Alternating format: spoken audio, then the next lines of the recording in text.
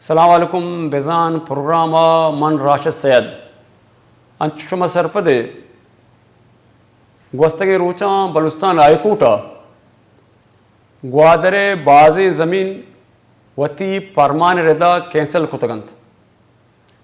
Balûstan Haykûtê goşek hemêşin dike ke ê zemîn qawaid û zawabit û aynê re da diyek nebûdtigand. Balochistan high court फैसला वाद कग भले इशियची पद आमा असरमंदी मर्दमंत के आहा एनओसी जोर तक आहा ग्वादर डेवलपमेंट अथॉरिटी इजाजतनामा बाकायदा जोर तक साइड की शीतगंद पदा इश्तिहार दा तक के एक कई जमीन ने आबेती अब तक अंदर अंदरा शे किलेमा दाखिल बेकंत पदा लाजमी प्लाट बहा को तगंत वक्ती तो मदनी ज़मीनी जूरे अल्लम तो बहा सिम्मी कने तो प्लाटा बहा कने वहदी के इवनी आर्डर कहते आर्डर अल्लम मर्दुम तकासुर वामा गरीबी मर्दुम के वती जमा पूंजी वती मेहनत कमाई लाप सिंह बस्तगो जरेर को तक के मांग ग्वादर प्लाट बुजूरा के परमान कहते आ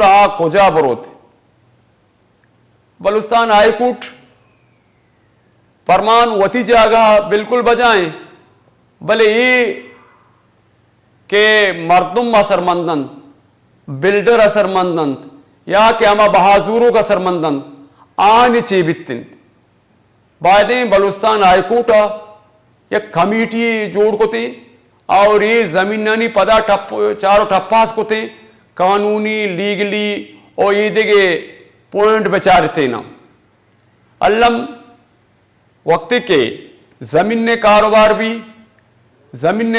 तो का बाज़ें वशनियत कम दीवाकेत नू लिहाजा से चार स्कीम आए बलूचिस्तान हाईकोर्ट परमान रदा मुतासरन आउ दे बिल्डर्स और अक्सा के लाटीजा ज़मीन जोर तक रियल एस्टेट आ कारोबार गोंडी गोंडी मिसाल आनी अपीस असता आ परेशानन परचा महलूक वती जमीन न लूटित हाँ पेमेंट को तक नू ग्वादर बिल्डर डेवलपर एसोसिएशन हो ग्वादर रियल एस्टेट एसोसिएशन हो ईदगे मर्दुम तकासुरंत के असरमंदे केसा चूमा दरवे आए मैं दादरसिया के कंते मारा के पदा अमी जमीन दंत के माँ अमी वोती एलाटीना या एलाटीजा या के हमेशा बहाजुर तक दाती बेखने माँ गिंदिंग के कराचिया या के इस्लामाबाद लाहौर अक्सर ये वेल भी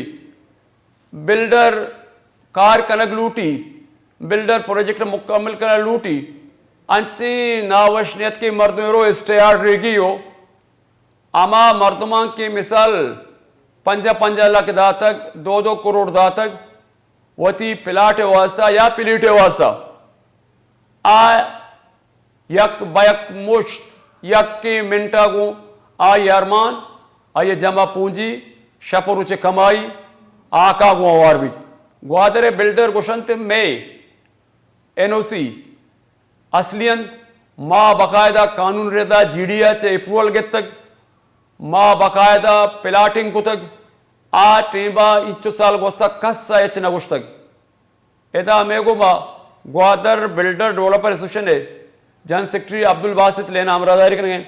सलाम वालेकुम अब्दुल बासित साहब। जी वालेकुम सलाम। सर बलूचिस्तान हाई कोर्ट का फैसला आया, आप इस फैसले को कैसे देखते हैं? मेरा ख्याल है कि हाई कोर्ट ने अभी तक उसको प्रॉपर तरीके से देखा नहीं है। जब वो उसको प्रॉपर इसकी डिटेल में जाएंगे तो उनको ये फैसला वापस लेना पड़ेगा। वो उसके ऊपर अभी तो इन्होंने स्टे का स्टेटस को कर दिया ना, एक पिटीशन दायर की है जीपीए ने, ग्वादर पोर्ट अथॉरिटी ने, जिनका कोई कंसर्न नहीं है बुनियादी तौर पे, जहां पे उन्होंने स्टे लेने की कोशिश की है। तो वो इंशाल्लाह ताला हम कोर्ट में जाएंगे, वो हाई कोर्ट को बताएंगे सारी डिटेल्स बताएंगे तो ये इनका वापस हो जाएगा। अब्दुल बासित साहब, आप लोगों ने जब ये ज़मीनें ली थी, क्या आप लोगों ने एनओसी या के जीडीए से अप्रूवल शुदा चीज़ें ली थी? अगर ली थी तो ये मसला क्यों पैदा हुआ? बस ये निज़ाम की जो है ना, जो जो हमारे पास निज़ाम है ना, अदालती निज़ाम जो है, ये उसके अंदर सुकम है बेसिकली। मैं समझता हूँ कि ये एक गवर्नमेंट के अदारे हैं। जब हमने ज़मीनें ली ग्वादर के अंदर, जब 2003-4 के अंदर जब आए और हमने ज़मीनें ली, तो ज़मीनों के लिए जो वेरिफिकेशन हैं वो आपका रेवेन्यू बोर्ड करता है ना, पटवार खाना करता है। वहाँ से फ्रेश खतूनियाँ निकलती हैं। तो फर्ज करें मैंने किसी एक बंदे से लेनी है, तो उसको मालकियत उसकी मेरी कंफर्मेशन जो है वो रेवेन्यू अथॉरिटी करती है, ठीक है। वो हमने उसकी अथॉरिटी से कंफर्म करके उनसे सेल डीड की, वो ज़मीनें खरीदी। और उसके बाद हमने अगर सोचा कुछ उन सारी 100 से ज़्यादा लोगों ने वो ज़मीनें ली, और उनमें कुछ लोगों ने कहा कि हम वहाँ पे अगर सोसाइटी बनाते हैं, उसके लिए वहाँ पर एक जो मुस्तनद अदारा था वो ग्वादर डेवलपमेंट अथॉरिटी था। तो वहाँ पे गए, वहाँ हमने अपनी खतूनियाँ या अपनी ज़मीनों को जब दिया, तो वहाँ पे उन्होंने उसकी रीवेरिफिकेशन होती है, एक उसके SOPs हैं कि जिसके तहत वो मुख्तलिफ अदारों से पहले वो महकमा माल से उसकी ज़मीन की मालकियत को रिकन्फर्म करते हैं, उसकी तस्दीक करवाते हैं। फिर उसके बाद महकमा आबपाशी है, महकमा वापदा वाले हैं, बाकी सब से वो करके फिर अखबार इश्तिहार करते हैं।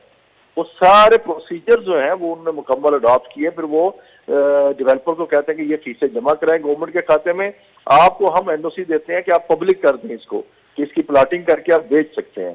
तो ये सारे प्रोसीजर जो है ना वो अडॉप्ट किए गए हैं।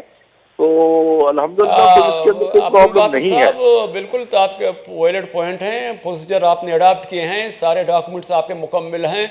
आपके खिलाफ कौन चला गया, उनका रिजर्वेशन क्या है, वो क्या कह रहे हैं?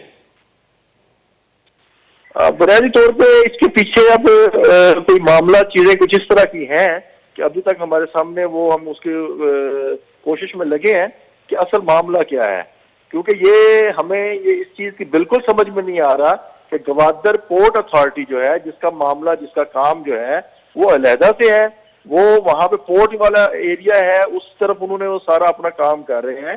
ये जो है ये इस तरफ है, वेस्ट बे है बेसिकली, ईस्ट बे पे उनका काम है। ईस्ट बे एक्सप्रेस वे है, उधर फ्री जोन बन रहा है, पोर्ट बन रही है, सारा काम।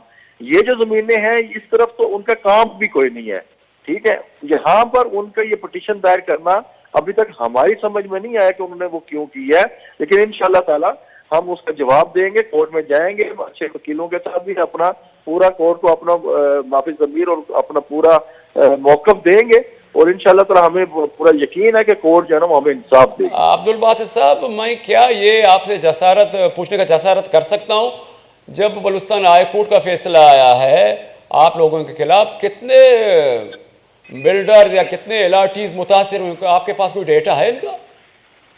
जी, बात यह है कि इसके अंदर जो मुतासरीन हैं, जो जिनके हवाले से मैं समझता हूँ कि पूरा गवादर मुतासर होगा इससे। ये फैसला ऐसा नहीं है, ये गवादर एक पूरा प्रोजेक्ट है, एक पूरी उसकी माउथ है सी पैक का, और इसमें पूरा सी पैक भी मुतासर हो सकता है। ये मुतासरीन जो है ना, ये इसमें डायरेक्ट जो मुतासरीन है वो तो 100 से ज्यादा जमींदार हैं जिन्होंने जमीनें ली, थर्ड पार्टीज बने, और उसके अलावा जिनने सोसाइटीज लगाई उसमें कुछ 10,000 से ज्यादा अलॉटीज हैं जिन्होंने प्लाटें ली हैं, ठीक है। तो लेकिन ये उन 10,000 का भी नहीं, ये लाखों लोगों का मसला बन जाएगा, क्योंकि यहाँ पर जो गवादर का नाम चलता है, गवादर की अच्छी खबर आती है तो सबके लिए फायदा होता है, लेकिन गवादर के लिए अगर कोई एक बुरी खबर होती है वो उसका नुकसान भी सबके ऊपर आता है, उसका इफेक्ट सबके ऊपर आएगा। तो ये कोई ना समझे कि ये किसी 1, 2, 4 सोसाइटियों का मामला है या 50-100 लोगों का मामला है, ये पूरे गवादर का मामला है। इसलिए बासित साहब, आप इस मामले को देखने के लिए, इसको मजीद हल करने के लिए कब अपने वकीलों से राबता करेंगे और कब हाईकोर्ट का दरवाजा खटखटाएंगे?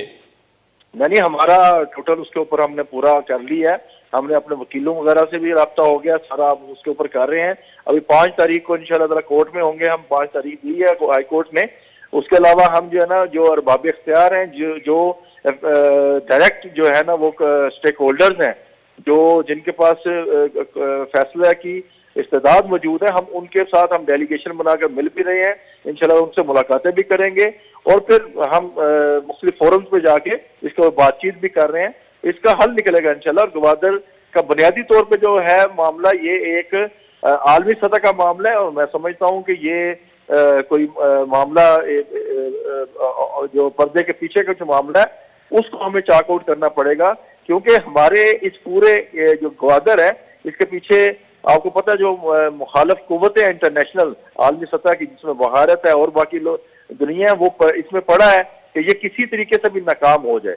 लेकिन इंशाल्लाह ताला हमारी कौम है, हमारे जो बाब-ए-इख्तियार है वो। बासित साहब, मैं आपसे यही पूछना चाहता हूँ, बिल्कुल आपका वैलिड पॉइंट है, लीगली ज़मीनी है, एनओसी लिया हुआ है। जब ये कैंसिल हो गए थे, इनके असरात ग्वादर के कारोबार पर, रियल एस्टेट पर और दूसरे मामलात पर, सीपेक पर क्या पड़ रहे हैं, क्या देख रहे हैं आप इनको? देखिए जी, असरात तो आपके सामने है ना। असरात तो ओवरऑल गवादर में जो इश्यूज हैं वो आपके सामने आते हैं कि जो सबसे पहला जो कारोबार है वहां पर गवादर में वो रियल एस्टेट की बाइंग सेलिंग है। ठीक है, जमीनों का कारोबार होता है जिसमें अलॉटीज भी आते हैं, जो एनओसी शुदा सोसाइटीज है वो अपने प्लाट बेचते हैं, उसमें इन्वेस्टर्स आते हैं। तो सबसे पहला कारोबार ये है। उसके बाद फिर आपका पोर्ट के कारोबार है, वहां पर होटलिंग है, वहां पे और बहुत सारी जो क्लियरिंग एजेंसीज हैं, यानी बहुत सारे यानी कारोबार हैं जो डायरेक्टली और इनडायरेक्टली इफेक्ट होते हैं गवादर की मार्केट के डाउन और अप होने से। तो मैं समझता हूं कि इस फैसले से मार्केट का के अंदर एक बेयकीनी की सूरत हाल पैदा हो गई है कि जनाब जो लोग ओवरसीज पाकिस्तानी है स्पेशली, और जो हमारे पूरे पाकिस्तान से जिन लोगों ने वहां पर इन्वेस्टमेंट्स किए हैं, उनको उनका यकीन कहाँ खड़ा होगा कि वो जहां से वो इफेक्ट हुए हैं, चाहे वो डायरेक्टली हुए हैं या इनडायरेक्टली हुए हैं, तो वो कैसे एतमाद वो कर सकेंगे। तो लिहाजा इसका मैं समझता हूं कि बड़ा प्रॉपर तरीके से इंशाल्लाह ताला इसका हम फैसला लेंगे और इसकी गवादर के हक में फैसला लेंगे, जिससे गवादर की जो फजा है वो पूरे एतमाद हो, ताकि वहां पर होने वाले तमाम कारोबार जो है वो फ्लरिश करें। हाई कोर्ट के बाद आप सुप्रीम कोर्ट भी जाएंगे? उम्मीद है इंशाल्लाह ताला हाई कोर्ट से हमारा मामला हल हो जाएगा। अगर नहीं तो हम, जाहिर बात है, पाकिस्तान का जो एक फंडामेंटल राइट होता है किसी का भी, वो तो उसको अवॉइड नहीं किया जा सकता। वो जब तक हमें वो राइट, हमारे जो बिल्डर्स हैं, हमारे जो वहां पे जमींदार हैं, वहां पे जो हमारे रियल एस्टेट स्टेक होल्डर्स हैं, जब तक उनको उनका फंडामेंटल राइट नहीं मिलेगा तो हम खामोशी से तो नहीं बैठ सकते ना।